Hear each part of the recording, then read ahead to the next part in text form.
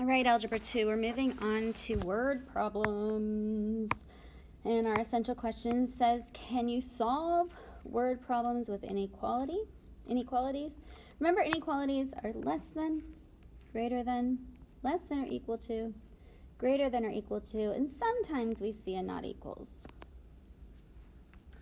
The first thing we need to do is review some notes. When we hear the phrase x is at least, x is no less, those are going to be greater than. So if you hear x is at least $2, we know x has to be more than $2 and sometimes even equal.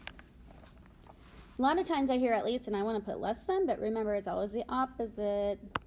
All right, x is at most, x is no greater than. This is going to be a less than or equal to symbol. And the last one, between A and B inclusive, this is going to be where x is in the middle. So let's read the first question. We're probably only going to have time to do the first one. A store is charged $5.50 each for calculators and a delivery charge of $25 for the order.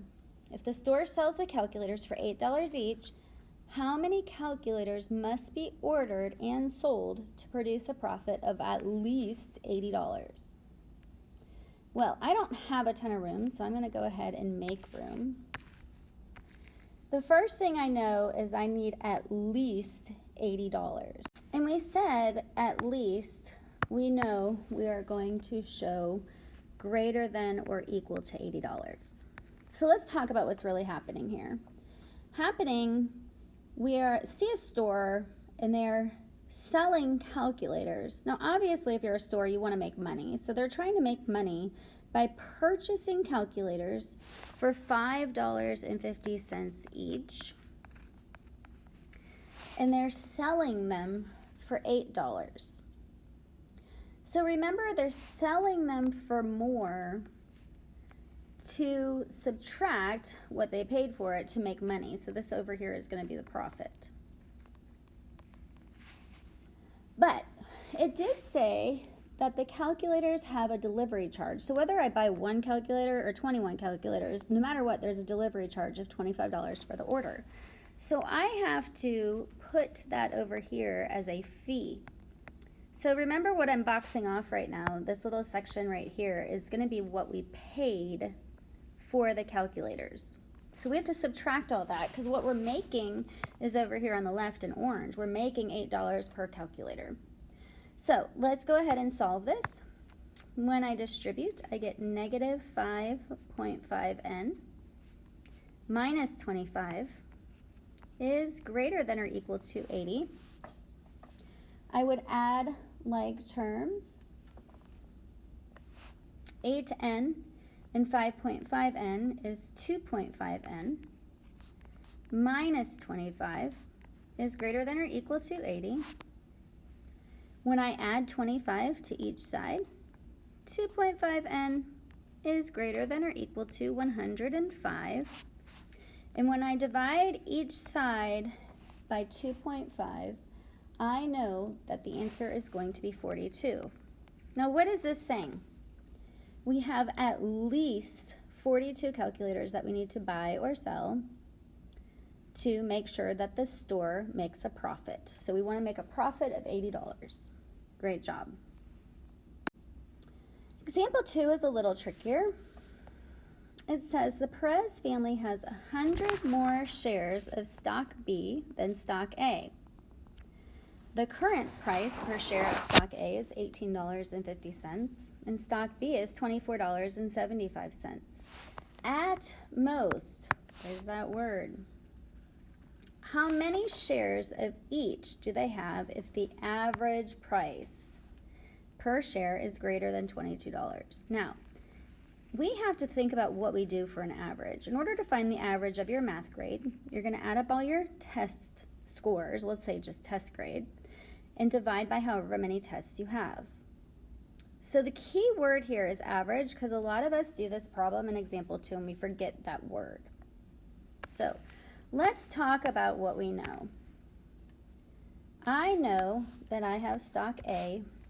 I also know I have stock B. I'm going to arrange this into a chart because I know I'm going to work with the totals. And I know the value, or the money, times the number of stocks is equal to the total. And the question told me that the stock price for A is $18.50, and the price per stock at B is $24.75. Now, it also tells us that the Perez family has 100 more shares of stock B. So if I call A, I have to call B A plus 100. Remember, we are only going to work with the totals. The total section here, I'm just going to drop. Well, I probably shouldn't, but I did. And remember that this is A plus 100.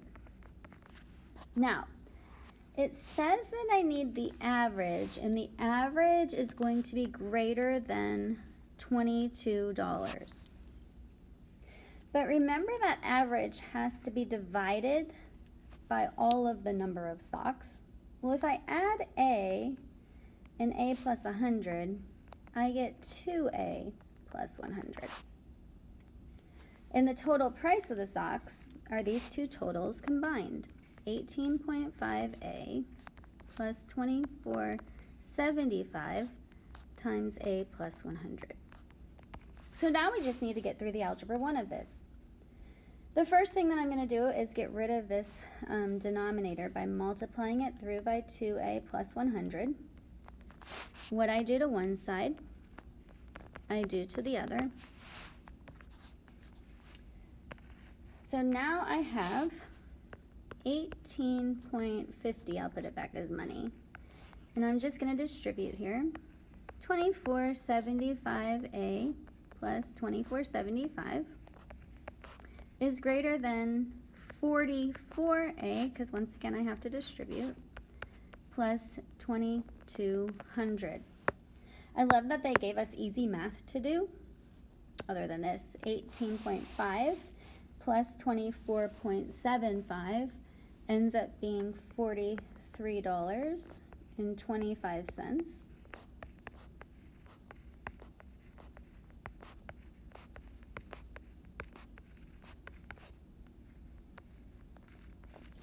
I like to keep things positive, so I'd probably move this over to the other side because I like to keep things positive. So my next line would be 24.75 is greater than, well, $44 minus 43.25 is 75 cents. And I now have to subtract 2,200. When I subtract 2,200, I get 275 is greater than 75 cents A. And I'm going to write it down here. A is less than 366. Now it did say 0.6 repeating, but if you know anything about stocks, they do answer it as 2/3. So we're going to show this as 366 and 2/3 shares of stock A.